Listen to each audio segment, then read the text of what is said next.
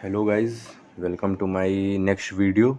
I am today related AKTU syllabus for second year. So इस video में हम देखेंगे 23-24 सेशन का अभी जो अपडेट सिलेबस है सेकेंड ईयर का Abdul Kalam technical university APJ Abdul Kalam technical university AKTU का। इसमें हम लोग देखेंगे CS ब्रांच का, इसमें computer science and engineering and अलग एलाइड ब्रांचेस भी हैं जैसे इंफॉर्मेशन टेक्नोलॉजी। इन सब में सेम सिलेबस ही रहेगा।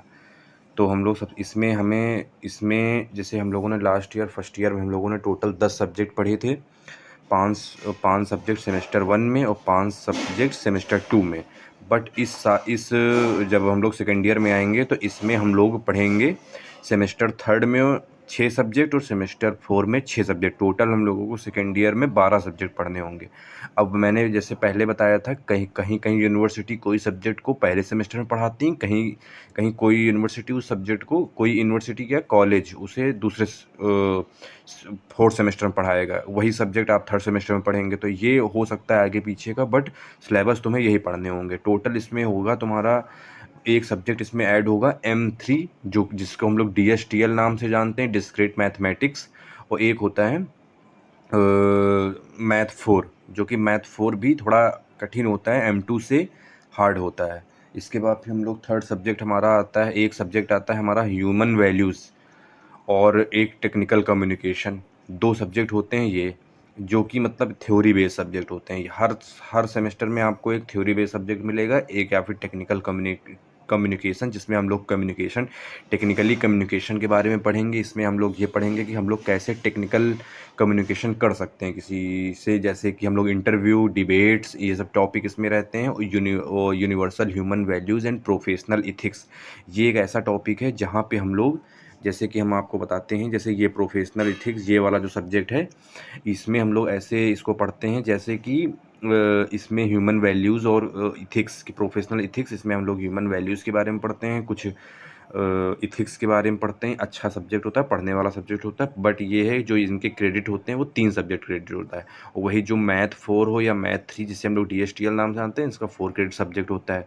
सबसे मेन सब्जेक्ट आपका CS ब्रांच का रहेगा डेटा स्ट्रक्चर। डेटा स्ट्रक्चर एक ऐसा सब्जेक्ट है जो कि आपको पढ़ना बहुत मस्ट है। इसे आप जितना अच्छे से पढ़ेंगे, ये आप इस हिसाब से ना पढ़िए कि हमें सिर्फ सेमेस्टर के हिसाब से पढ़ना है, आप इससे पढ़िएगा कि ये हमारे जॉब के लिए बहुत इंपॉर्टेंट सब्जेक्ट है। तो इस वजह से जो डेटा स्ट्रक्चर सब्जेक्ट होगा ये बहुत इंपॉर्टेंट है। इसे आपको पढ़ना, जितना आप इसको अच्छे से पढ़ेंगे, ये आपको आगे के सब्जेक्ट में, या कह लीजिए आपकी ब्रांच में, आपको डेटा स्ट्रक्चर बहुत बहुत इंपॉर्टेंट सब्जेक्ट माना जाता है। ये आपकी बहुत हेल्प करेगा आगे कोई भी, मतलब जैसे कि आप किसी भी जॉब इंटरव्यू के लिए बैठेंगे तो सबसे पहले आपसे डेटा स्ट्रक्चर पे भी बात होगी। तो समझो डेटा स्ट्रक्चर की ये स्टार्टिंग होगी आपकी यहाँ पे। तो ये सब्जेक्ट बहुत ध्यान से पढ़िएगा, 4 सब्जेक्ट है ये। इसके बाद हम लोग आएंगे, इसको हटा देते हैं। इसके बाद फिर हम लोग जो नेक्स्ट सब्जेक्ट होता है एक COA, जिसको हम लोग कंप्यूटर ऑर्गेनाइजेशन एंड आर्किटेक्चर बोलते हैं। ये भी एक ऐसा सब्जेक्ट है, 4 क्रेडिट सब्जेक्ट है। इसको भी हम लोग ढंग से पढ़ते हैं। आप ये समझिएगा, एक COA होता है, एक होता है डिजिटल इलेक्ट्रॉनिक्स, और एक है जैसे कि डिजिटल इलेक्ट्रॉनिक्स हो गया, एक हो गया operating system. COA operating system एक ऐसे सब्जेक्ट होते हैं जो इम्पॉर्टेंट होते हैं यूनिवर्सिटी बेस के हिसाब से। 4 क्रेडिट सब्जेक्ट होते हैं, इंपॉर्टेंट तो होते ही हैं यूनिवर्सिटी के हिसाब से, बट इनका सबसे ज़्यादा इंपॉर्टेंस होता है हमारे इंटरव्यू में। जब हम लोग जॉब इंटरव्यू के लिए आगे जाएंगे तो लगभग आपको चाहे वो ऑपरेटिंग सिस्टम हो, चाहे वो COA हो, इन दोनों सब्जेक्ट से आपको लगभग मान के चलिएगा, आपको कम से कम 5-5, 6-6 क्वेश्चन एप्टीट्यूड टेस्ट में या इंटरव्यू में भी वो 1-2 क्वेश्चन इन सब्जेक्ट से पूछ सकते हैं। तो इसे आप बहुत ढंग से पढ़िएगा। इसके बाद discrete structure and theory of logic, जिसे हम लोग M3 बोलते हैं, एक सब्जेक्ट ये है। डेटा स्ट्रक्चर लैब होगी, कंप्यूटर ऑर्गेनाइजेशन आर्किटेक्चर लैब होगी, वर्कशॉप इसमें भी होगा, वेब डिज़ाइनिंग वर्कशॉप होगी, इसमें आपको web designing HTML CSS JavaScript पढ़ाई जाएगी। इसके बाद साइबर सिक्योरिटी और पाइथन प्रोग्रामिंग, इन दोनों में ऑप्शन होगा। 2 क्रेडिट सब्जेक्ट होंगे, बट साइबर सिक्योरिटी तो आप अच्छे से पढ़ सकते हैं 1-2 दिन पहले भी, पर पाइथन को आपको ढंग से पढ़ना पड़ेगा, क्योंकि पाइथन का पेपर AKTU में अनएक्सपेक्टेड आता है, प्रोग्रामिंग क्वेश्चन पूछे जाते हैं, तो ये थोड़ा ढंग से पढ़ना होता है। इसमें आप इंटर्नशिप कर सकते हैं या फिर मिनी प्रोजेक्ट कर सकते हैं। ये आपको 100 नंबर का होगा, 100 नंबर आपको ये देगा, चाहे इंटर्नशिप करिएगा चाहे मिनी प्रोजेक्ट करिएगा। इसमें कुछ सब्जेक्ट का जिक्र नहीं है, उसके बारे में हम आपको अलग से बता देते हैं। जैसे कि एक होगा आपका डिजिटल इलेक्ट्रॉनिक्स, जैसे डिजिटल इलेक्ट्रॉनिक्स नहीं, वो एक, जैसे आपने फर्स्ट ईयर में इलेक्ट्रिकल इलेक्ट्रॉनिक्स पढ़ी थी, उसी का अपडेट वर्जन होगा डिजिटल इलेक्ट्रॉनिक्स, एक सब्जेक्ट होगा आपका। एक हो गया आपका subject TOEFL, TAFL, theory of formal language, automata and formal language. बहुत इंपॉर्टेंट सब्जेक्ट है, बहुत ही इसे सीरियसली पढ़ना, सीरियसनेस के साथ इसे पढ़ना होता है। न्यूमेरिकल बेस्ड टोटली सब्जेक्ट होते हैं ये। तो कुछ ऐसे सब्जेक्ट हो गए हैं। बाकी यही है कि कुछ सब्जेक्ट आपको पहले पढ़ना पड़ सकता है, कोई बाद में पढ़ना पड़ सकता है, पर पढ़ना आपको यही पड़ेगा। ये समझ लीजिएगा, पढ़ना आपको यही पड़ेगा सेमेस्टर में। तो इस वजह से इसमें कोई ये बात नहीं हुई। ये थर्ड सेमेस्टर, अब आज ये फोर्थ सेमेस्टर में बात कर ले सकते। इसमें से वहाँ मैंने बताया था ऐसे, इसी तरह M4 है, इसमें M4 है ये, M4 पे बात करेंगे। टेक्निकल कम्युनिकेशन और human values, professional of ethics, इस पे बात कर चुके हैं। यही सेम सब्जेक्ट है। आप थर्ड में कुछ TC पढ़ सकते हैं, तो इसमें आप UHV पढ़ेंगे। ऑपरेटिंग सिस्टम का मैंने जिक्र कर ही लिया है, फोर टफल का मैंने जिक्र आपसे कर ही लिया है। एक सब्जेक्ट इसमें और जुड़ेगा, ऑपरेटिंग सिस्टम्स का बात कर लिया, एक और जुड़ेगा जो होता है हमारा object oriented programming with Java. ये भी इंपॉर्टेंट सब्जेक्ट बहुत है, जैसे DSA उसमें इंपॉर्टेंट था, इसमें जावा इंपॉर्टेंट। जब आपको जावा, आपको अपने करियर में जावा से प्रोग्रामिंग करनी है, तो जावा लैंग्वेज इसमें बहुत इंपॉर्टेंट रोल प्ले करेगी। इसमें भी साइबर सिक्योरिटी की वर्कशॉप होगी, पाइथन की लैब होगी, स्पोर्ट्स एंड योगा होंगे। टोटल 10 सब्जेक्ट इधर हो जाएंगे, लैब वैब को मिलाकर 10 सब्जेक्ट उधर हो जाएंगे। इस तरह करके आपका सेकेंड ईयर का सिलेबस पूरा कंप्लीट हो जाएगा। बहुत ज़्यादा नहीं है, बहुत सीमित सिलेबस है, बट इसमें कुछ सब्जेक्ट मेन है जो आपको मैं बताना चाहता हूँ।